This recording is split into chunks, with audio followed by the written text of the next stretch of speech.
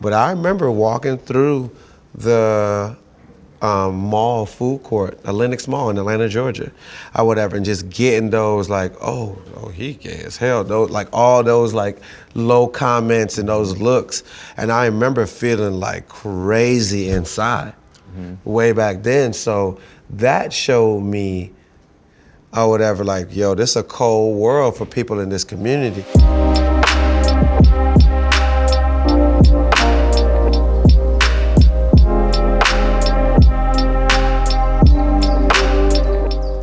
It's no secret that when it comes to hip hop, hypermasculinity is rooted in the DNA, but is it also homophobic? And with recent artists like Lil Nas X coming out as gay, this conversation has been a hot topic bigger than ever before. On today's Complex News Presents, we're gonna unpack the over decade-long question, is hip hop homophobic? I was first introduced to hip hop. I remember it was over the holidays and I was in St. Croix for Christmas. And Rapper's Delight came on the radio and we were like, what? And like kind of just didn't know like what it was, like loved the disco music underneath. But it was like this whole new world of like talking over the music. Hip hop during this era gave a voice to the streets in a way that had never been heard or seen before. And over the years, its influence has transcended beyond just music and dance. Hip hop culture was, and still is, mainstream pop culture. Homophobia in hip hop was really born kind of in the late 90s. And it started as this hunt for the gay rapper. The other parallel thing that was happening when hip hop was exploding was that there started to become this DL culture. Because of the AIDS crisis, a lot of black gay men weren't really willing to come out and be out and open because of their communities, the church, black family, very, very, single parent households. And so it was really a struggle. There was this hunt for like, who's gay? And that's when it really started to turn. That's when you saw men who were rappers trying to defend themselves and being overly masculine and hyperbole and just really, really starting to kind of gay bash in the lyrics. Being a homosexual male in hip hop is probably the worst thing that you could be. At that time, for sure. Just because, let's think about what hip hop represents for especially during the mid 90s. This is street hip hop.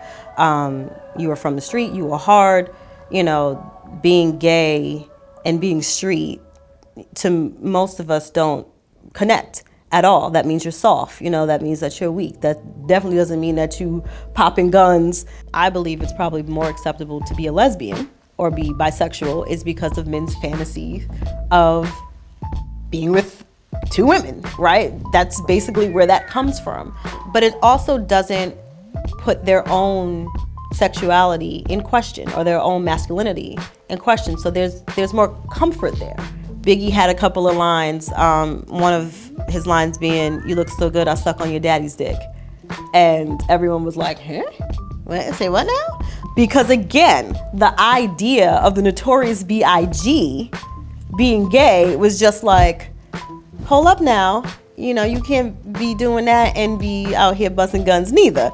If you listen to early hip hop, Wu-Tang has a lot of homophobic slurs. Most rappers, Cameron, a lot of them had just like underlying, saying gay and faggot and different things in their lyrics. And it really started to become this tension of this DL culture, this hyper-masculine hip-hop culture, and then kind of all the nuances in between. And that's when it started to feel kind of oppressive. The interesting thing about hip-hop in the 90s especially was this kind of very flamboyant dress. So you had the pictures of LL Cool J with no shirt and the chains, but for some reason, no one questioned that, but you weren't allowed to be out. But then that's supposed to just be the way things are, but it looks super gay to me. I don't think I really started paying attention to homophobia in hip hop until listening to Wendy Williams on Hot 97. So our friend Wendy Williams had her very popular radio show in the 90s, and she kind of helped perpetuate a lot of the witch hunt that was going on to find the gay rapper and to kind of out people. And this went on for months. She would drop hints. Everyone was kind of like up in a uproar about who was the gay rapper. And the feeling around that was, if that person was exposed, if that person even existed, I don't know to this day, but if that person was exposed, obviously that person's career would be over. So Wendy called out whoever she wanted to. She would call out LL Cool J, Diddy, Will Smith, the list goes on and on. And the thing in gay culture is that you don't out people, you let people come out. So I think people felt very kind of threatened and scared by this kind of the rumors of who's the gay rapper and things like that. So it was a weird time. It was very scary and kind of, I always had this fear that someone would jump me or beat me up because I was gay. And I don't know if that was a real fear or just something that I felt because of the rampant homophobia that existed in the culture. In a 2005 MTV News interview, Kanye West says, "Everybody in hip-hop discriminates against gay people. Matter of fact, the exact opposite of hip-hop I think is gay. You play a record and if it's whack, that's gay, dog. And I just want to come on TV and just tell my rappers, just tell my friends, yo, stop it, fam." At the time, Kanye admitted that he, growing up, in hip-hop culture, obviously, he too had some homophobic sentiments as a teenager growing up in Chicago. I was working on a show called The Corner, hosted by DJ Envy, and when he came in, we just straight up asked him, are you gay? And again, he defended his stance and defended, I knew people would start asking me that if I defended gay people, but he was still extremely uncomfortable answering the question, and, I believe he ended it with yo, but just the hood side of me, don't ever ask me that again. So even with Kanye defending gay people, he was very uncomfortable answering the question and wanted to make clear that he was not gay. He himself was not gay. And that just speaks volumes on what being gay in hip hop could do to your career, or the fear of what it could potentially do to your career. Rapper Bryan was one of the first out gay male MCs to hit the scene in the early 2000s. Bryan and I met up in the Bronx to talk about his experiences in hip hop. So with you trying to figure out who you were going to be as an artist, was that difficult when you really didn't have anybody in the game who was out or who identified as SGL? In my thought process, I was just mimicking the artists that I grew up listening to and that I loved. So I was doing what felt like it was normal for hip hop, not what was normal for me. And so at what period in your life did you start to really say, all right, if I'm gonna do this, then I know that there's some things about me that is kind of going against the mold or is untraditional when it comes to hip hop artists? So yeah, I just got to a point where I was like, if I'm rapping about certain things, people are not gonna believe it. It's not gonna come off as authentic. Mm-hmm. If I'm talking about relations or relationships with women, how's that gonna work? Right. Somebody's gonna be like, well, this is not true about you. So kind of a light bulb went off, and I would say this happened in my late teens, and I started to write about, what was really going on in my life, and that was my dealings with the same sex. So but what was your thought process? Because I imagine that has to be tough to say, you know what, fuck it, I'm going to talk about my reality, things that most rappers aren't comfortable talking about, most rappers have never talked about. Right. Well, I just thought it was revolutionary, even in my own space, the four walls of my bedroom, I was like, oh, this is kind of different, this is new, maybe I'm onto something, but at the same time I was scared, I was fearful, apprehensive about how it would come off, if it ever reached the public. Yeah, I'm were you out? No, I wasn't out, and I just did it secretly. I just did it on the low, and I was just, writing these raps, and before I knew it, I had 10,000 songs about this my lifestyle. For gay rappers like Bryan, the journey to be accepted in hip-hop was once nearly impossible, especially with all of the mainstream media's discrimination towards gay culture and the queer community. Like, if you look at the core image of what a hip-hop artist is, right? What is that? So that's a heterosexual black male. If you are a white male rapper, they're gonna automatically put this moniker on you as the white rapper. Right. Yeah. If you're a female, they're gonna call you a female rapper. If you're a gay rapper, they're gonna call you gay one, whatever the case. But all of those are gonna be lesser than a black, straight, male rapper. Exactly, which is the case with our society in general. We're in a patriarchal society, so Right. you have the pecking order of who's at the top and who's at the bottom, you know, and with hip hop, the people at the top are supposed to be, as far as the artists are concerned, are supposed to be heterosexual black men. Right. I grew up in Hartford, Connecticut, so like there's a lot of the Caribbean culture around there. And one of my favorite songs growing up was by Buju, who's a reggae artist, and it was Boom Bye Bye. And he's like, boom bye bye and abate boy. And when I was a kid, like, I loved that song. And then when I grew up and listened to the lyrics, I'm like, this is fucking crazy. Like, these niggas is really out here talking about, like, killing people, killing gay people. And I think a lot of people are listening to music that's homophobic and not even realizing what they're listening to. So what was the feedback that you got from your music once you put it out? Was people really rocking with it? Were people like really uncomfortable? Like... Well, social media had really just started to like take legs. And once I put it on MySpace, like it was that version of viral before viral was a thing. Like, people were like following me and like downloading it and like, what the fuck is this? And then everybody was trying to interview me, like all these DJs. It was like, is this person real? Is this a gimmick? Is this a real thing?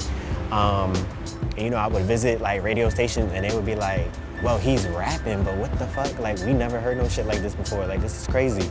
And I even remember DJ Cypher Sounds from Hot 97 had put me to the side and he was like, yo, I didn't want to tell you on the radio, but yo, you really nice, but I don't fuck with the gay shit, but you really nice with it. And I was just like, well, I guess I did what I came to do. Like, was that kind of hard? Or did you ever kind of struggle with like the idea that you may not ever be fully respected by the community? I kind of accepted it early on. You know, even though I always pushed to have my career grow as far as possible, as far as like mainstream success, whatever that means, I kind of accepted early on that it may not happen because gay men are not accepted in any space, hardly.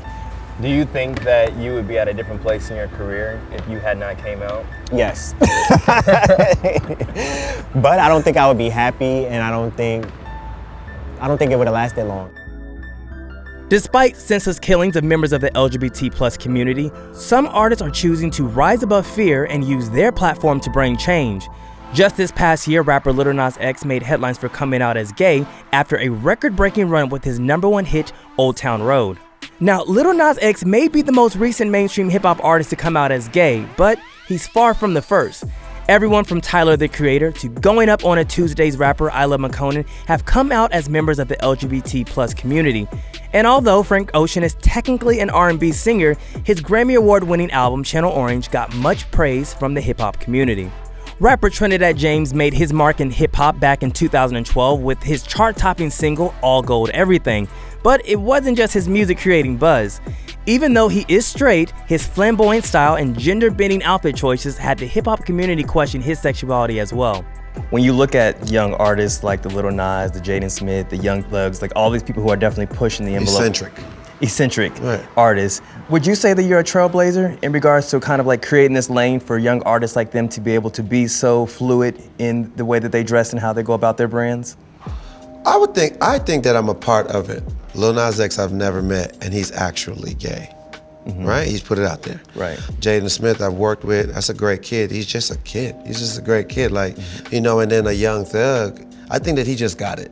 You know, I got to meet him very, very early in his career, and our the help that I may have ever gave him had nothing to do with conversation. It just had to do with, bruh, if this is what you want, if you want to wear a dress or whatever you want to wear, dog, do it because you want to do it. You don't have to make no excuse about it. You don't have to prove no point. You don't gotta do no interview with nobody, but do it because you want to do it. Right. In this game, when it comes to the rap industry, your talent should speak for itself. Mm-hmm. It should.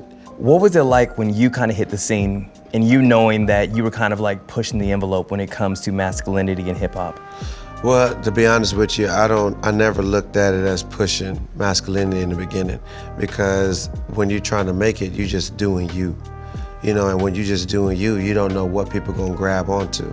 You know what I'm saying? So with me understanding the lack of knowledge that people have in fashion, I would understand why you would look at a male romper or like a elongated shirt or, you know, a crop top as like, whoa, what are you doing? Right. Because from the general standpoint of how you understand fashion, a man is not supposed to be doing this. Mm-hmm. A long time ago, I can't remember what year, I'm gonna just say 06 or 08 or something like that.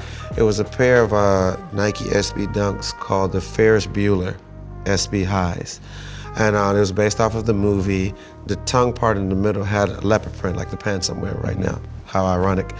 I go to American Apparel and I buy some skinnies. You know, American Apparel skinnies are skinny. Spray-on skinny. Spray-on, exactly. So with that being said, I wore red skinnies then and a leopard print cardigan with I think like a V-neck shirt.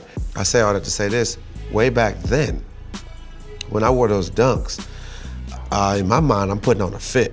But I remember walking through the mall food court, the Lenox Mall in Atlanta, Georgia, or whatever, and just getting those like, oh, he gay as hell, those, like all those like low comments and those looks.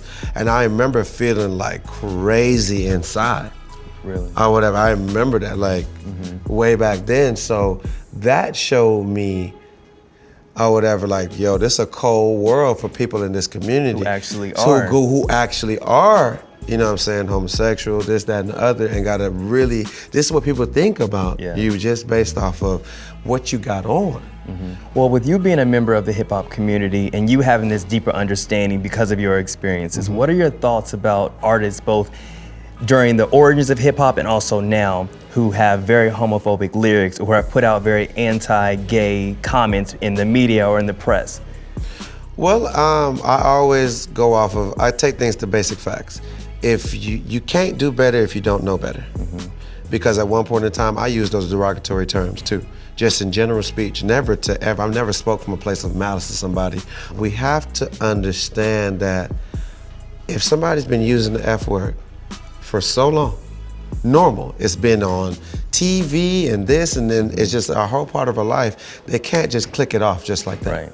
And I feel that people I always mess up the letters, but in the community, yes, exactly, in the LB, in the community, some forgets that. They forget that, you know, we are human, no matter what your sexual orientation is.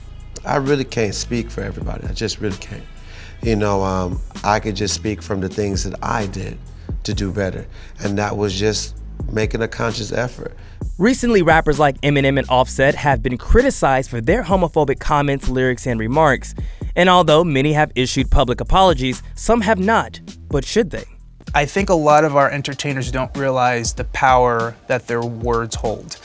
It's very important for entertainers to be at the forefront of social change because, you know, we're not getting it from our politicians clearly.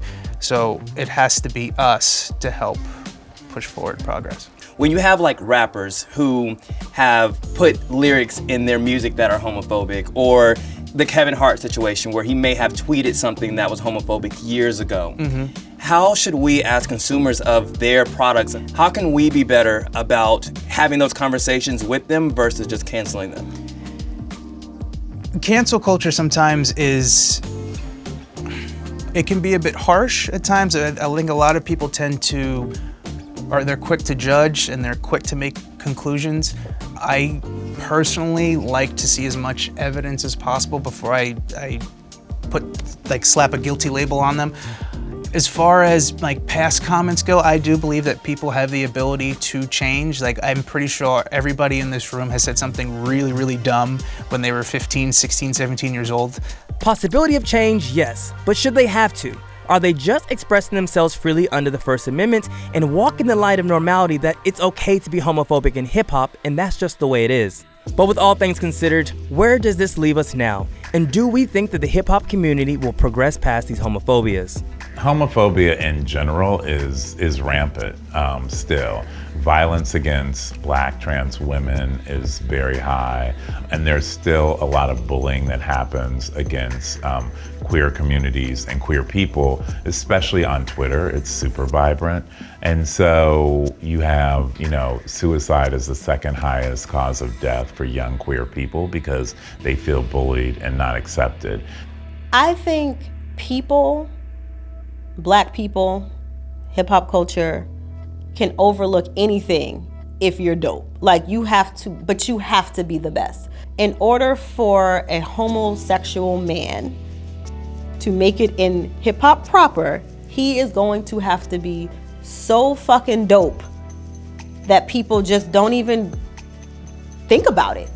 Well, I'm inspired and encouraged when I think about the future of hip hop, especially when it comes to LGBTQI+ music, culture, community. We're living in a time where queer narratives and Black narratives are much more important. And so we're seeing more of that in streaming and in Hollywood and on television. And so to see that manifest itself through music, I think is amazing.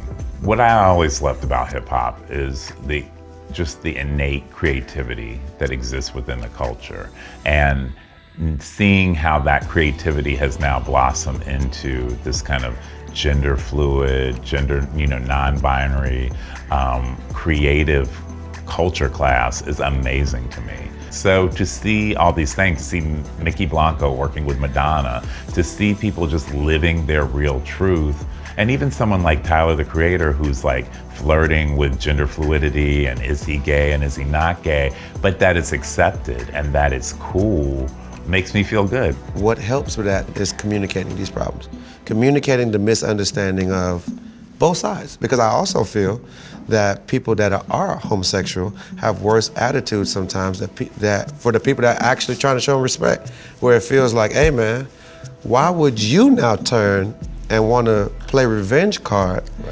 when that doesn't make it better for nobody? Because I feel that a straight person's opinions should not be forced on a gay person, but a gay person's opinion should not also be enforced on a straight person. I feel like that's super fair. Let's talk about the lack of our progression, or the real issues not addressed in. We at war, but don't nobody get the message. This ain't the time for fear now, we here now. Anything in our way, we about to tear it down. Time after time, we the people that they target. They wonder why the people so heartless. You gotta understand who I am, where I am, what I am. I am a powerful man. I'm from the home of the brave, home of the slave coming at you. Standing tall like we statues. If they kill us, we resurface, resurrected, respected, no matter how much we neglect it. They ask where's the leaders, but it gets deeper. What can I say? They don't give a fuck, so we don't either. Truth or dare, I don't care, I'ma speak the truth. My American flag is red, black, and blue.